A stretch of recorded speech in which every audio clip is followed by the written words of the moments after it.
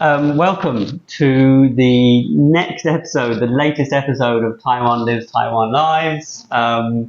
Today we're joined by Chris.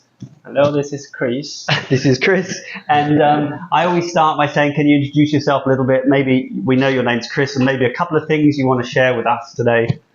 My name is Chris, and now I'm a badminton teacher, and I also be an intern teacher in the elementary school for this year. So you just started that this year? Yes.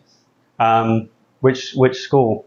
Chongmin Elementary School. In Tainan. Yes. Okay. And how's that going? I think the children in the school is very cute. Really? Yes. Everyone always says that. Yeah. The last week is their first grade students. They first time went to the school. Oh. Yes, and their parents hold their hands and walk from the gate. Yeah. You think that's cute? Yes. Were they crying? No one is crying. I remember when I first went to that school, or went to sort of school, and I was very upset. I remember crying on my first day a little bit. So. Yeah. And I also remember when I first started teaching in a kindergarten school in Taiwan, there was this one kid, he joined and he cried for about the first week. And for the first few days, everyone was trying to comfort him, going, oh, it's okay, it's okay. And then by about day 3, it's like, oh, come on, stop crying. Anyway, thanks for that memory. Let's talk about learning English. And so when did you start learning English? How long have you been learning English for? I started to learn English when I'm 6 years old. Oh wow, okay. Yes, and now you're 12. I'm 22, so maybe it's 17 years. 17 years, okay. And how did you first start learning? Did you go to school? No, the first time I learned English is for English tutor. Yes. Mm-hmm. Oh, you had a tutor? Yes. So that's like a 1-to-1? No, it's 1-to-2. Oh, 1-to-2. Who was the other person? Because my mom wanted to learn English in that time, so I'm forced to learn English with my mother. Forced. Okay. Oh wow! So you had to learn English with your. What was that like? It makes me very stressful because my mom has some basic in English. So she already had some English. Yeah. Okay. So she always got very good grades in the tests. But every time I wrote for the test, I always fail it. So I feel very. So even at 6, you had tests to do. Yeah. With this tutor and your mum. Wow. Okay. So okay. So how long did you do that for? How long were you? I think just for a year or half a year. Okay. Yeah, I can now remember it.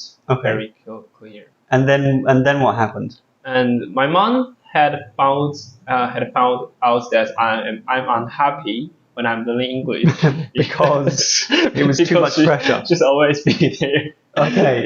Yeah. Okay. So she sent me to a cram school, and I think that I'm very fortunately because last cram school didn't focus on the test. On taking tests. Yeah. So that's quite unusual, I think. Okay. Yeah. So do you think your mum chose that because of this, this experience you had taking tests with her?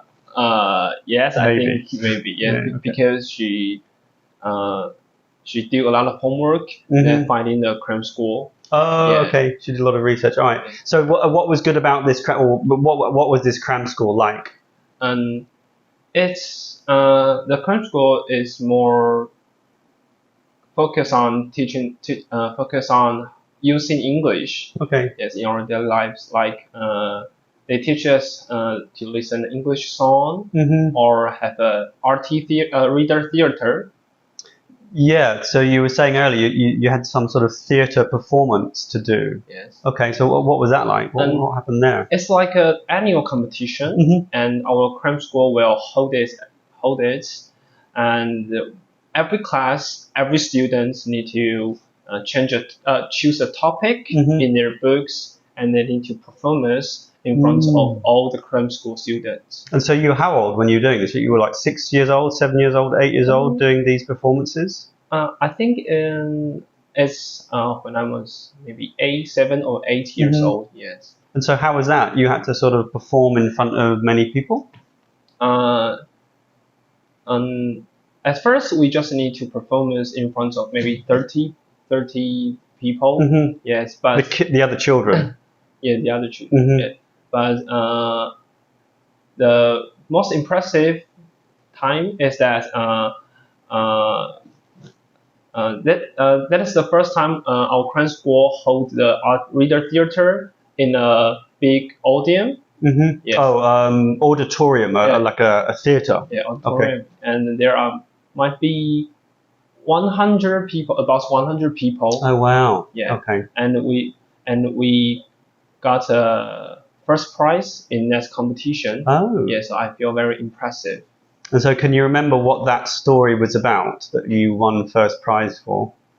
Yes, I remember that I acted a little boy who need to sit in a wheelchair.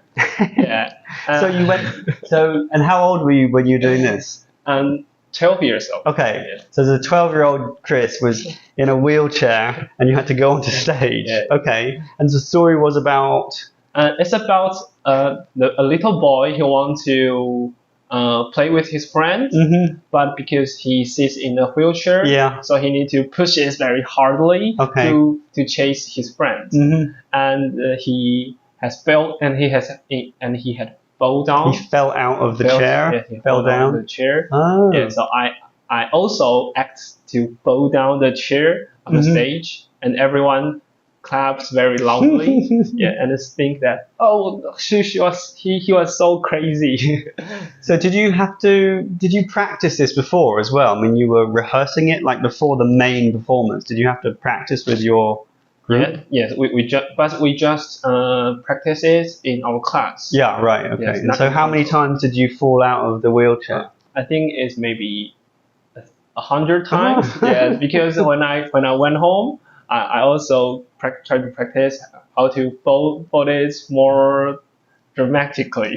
So you had that you could take this wheelchair home to practice. Then it's just a normal chair, but I need to right, act right. like a wheelchair. Yeah.